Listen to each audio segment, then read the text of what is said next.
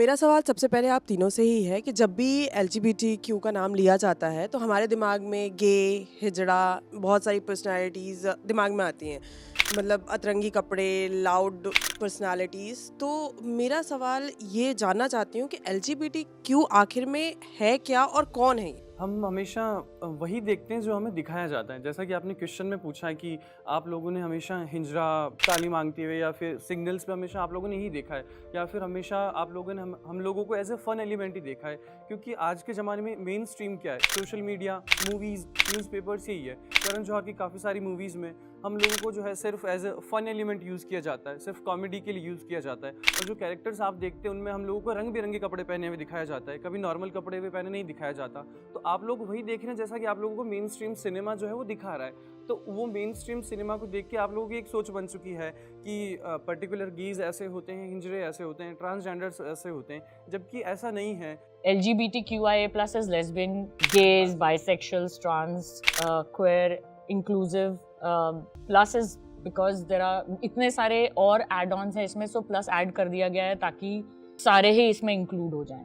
मैं still इसको एक label बुलाते हैं because चाहे हम कितना भी बॉक्स के बाहर आने की कोशिश करें बट बॉक्स में डाल दिया जाता है। तो lesbian is who I identify as. I like women and hence I call myself a lesbian. It's as simple and basic. So when you talk about LGBTQIA+, इसमें एक बंच लाके आपने बैठा दिया है जो कि एवर इवॉल्विंग, एवर एक्सपैंडिंग है, and that is why there is that plus. तो इसमें सेक्सुअल ओरिएंटेशन, जो कि आप किस लिंग के प्रति आपका अट्रैक्शन है, या जेंडर आइडेंटिटी, आप अपने आप को आइडेंटिफाई कैसे करते हैं। You could have been AFAB, which is assigned female at birth, और AMAB, which is assigned male at birth, but आप किसी रीज़न की वजह से आइडेंटिफाई उससे नहीं करते हो और आप अपने आप को आप फील करते हो किसी और तरह से और आप प्रेजेंट करते हो किसी और तरह से।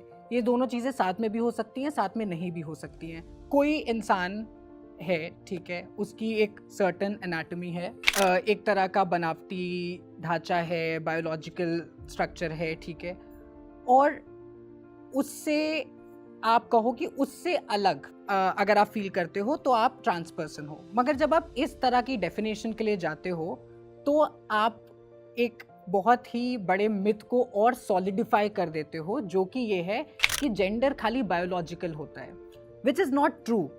Gender is cultural, gender is social. तो कोई इंसान अपनी बॉडी से बहुत कंफर्टेबल हो सकता है, मगर वो सोशली अपने आप को और कल्चरली, दैट इंक्लूड्स आप कपड़े किस तरह के पहनते हो या सोसाइटी में किस तरह के कपड़ों को मेल देखा जाता है और फीमेल की तरह देखा जाता है, तो it could be socially also. तो कई सारे लोग अपनी बॉडी से बहुत कंफर्टेबल होते हैं, बट वो सोशली अपने आप को एक तरह से प्रेजेंट करते हैं जो कि उनको जो जेंडर असाइन किया गया था बर्थ में, उससे अलग तरह का प्रेजेंटेशन हो सकता है, उससे अलग तरह का अपने आप को दुनिया के सामने रखने का तरीका हो सकता है। For trans people you must remember कि इट्स नॉट जस्ट कि भाई वो ऐसे पैदा हुए थे और अपने जेनेटिलिया से और अपने बाकी बॉडी पार्ट से उनको डिस्फोरिया हो रहा है, डिस्कम्फर्ट हो रहा है, which is not always true. उनको नहीं हो सकता है, मगर हो सकता है कि वो अपने आप को ड्रेस उस सर्टन वे में करना चाहते हो, या they want to be recognised in a certain way.